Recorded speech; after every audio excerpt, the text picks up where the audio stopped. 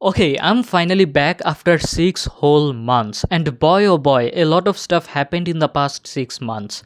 To kick things off, right after I made my last video, I fell sick with a fever and a flu, and I was sick for almost a month. And in that time period, I didn't make any videos. And after recovering, I decided not to make any videos either because my graduation exam was due in 1 month, and I wanted to focus more on my studies for the time being. And I have 13 subjects, right? And after attending 7 exams, my country literally went into a civil war. And this is the gist of it. So Bangladesh gained its independence in 1971, and in 1972 the Awami League under the leadership of Sheikh Mujibur Rahman came to power.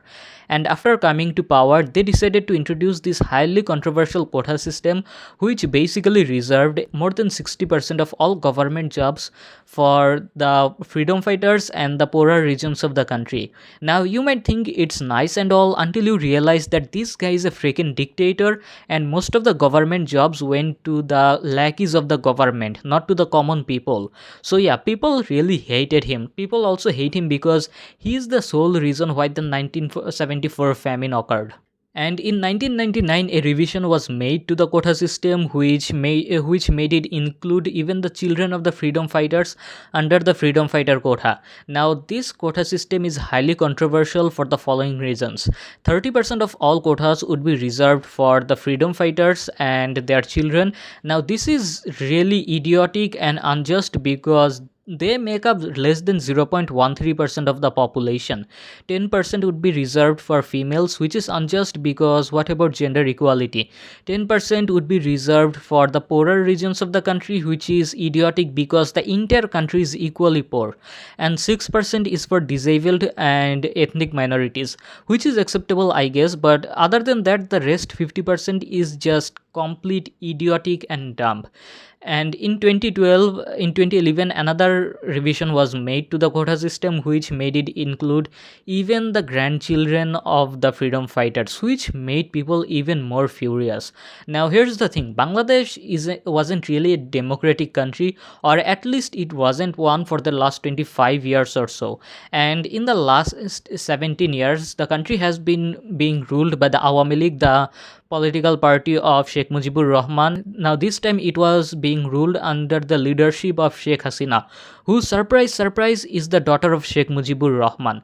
Yeah, evil brings forth more evil, like father, like daughter. Now, she was hated even more than her father because she was not just a dictator, she was also an Indian puppet. She always put forward Indian interests over the interests of the people of Bangladesh. So the people of this country didn't really like her at all. And in the last 3 elections, like, she committed electoral fraud to come to power. Okay, the last 3 elections in this country that occurred were neither fair nor free.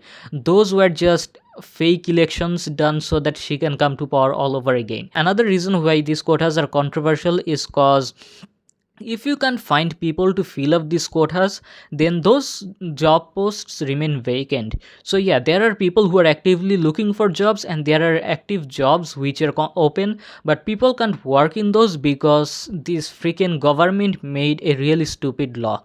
And in 2018, the students all across the country started protesting against the quota system. And yeah, it was kind of successful because the government was forced to retract all quotas.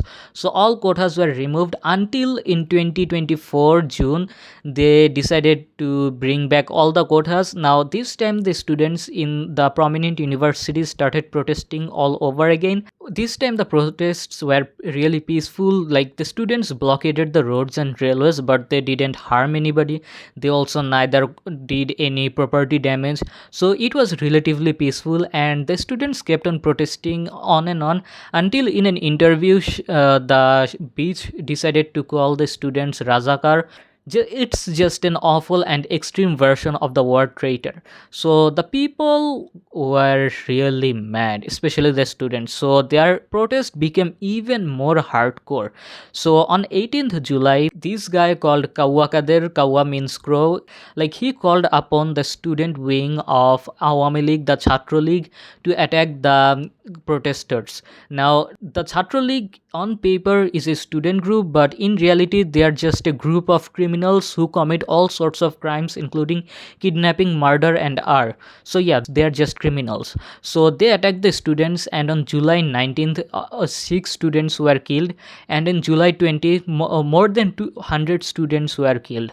So the students this time got so furious that they started fighting back with whatever they had, and they weren't just fighting back, they were winning. They were throwing off Chhatralik members off the roof, and the country literally turned into a war zone. Like, people were fighting all across the country.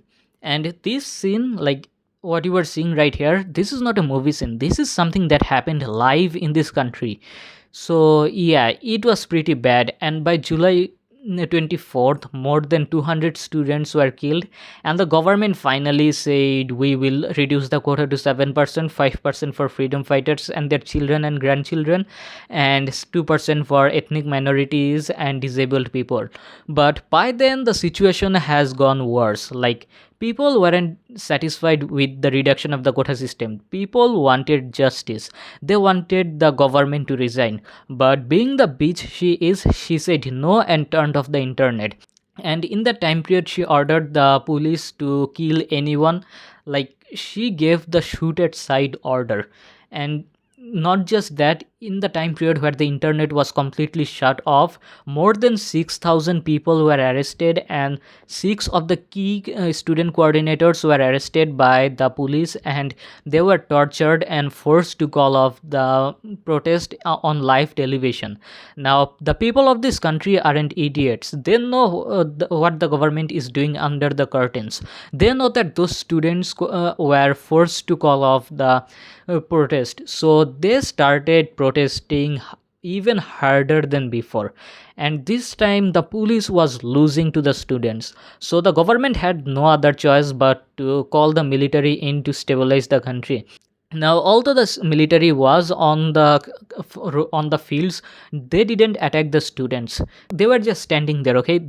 And by August 3rd, things have gone so bad that she ordered the military to shoot at the students and the protesters, but the military refused. And the chief of the military on live television said that the military is with the people of the country, not with any political parties. So this gave courage to the protesters, who started protesting even harder than before.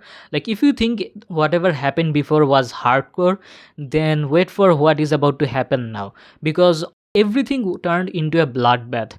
On 4th August, more than 105 students were killed and thousands were injured. Like, when I'm saying students, I'm not saying like university students, I'm saying children, like people aged from 3 to almost 24. Not just those people, there are elderly people, there are like civilians, everybody died. On August 5th, the military gave Sheikh Hasina a 45-minute ultimatum to resign, and even in her last moments, she said, why isn't the military shooting at the students? But the military said nothing and just made her resign. And after resigning, she fled to India. Like, the puppet went back to her puppet master.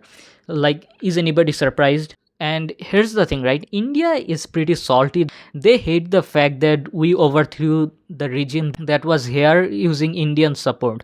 So a few days later, the India decided to open up their dams, flooding the eastern part of Bangladesh.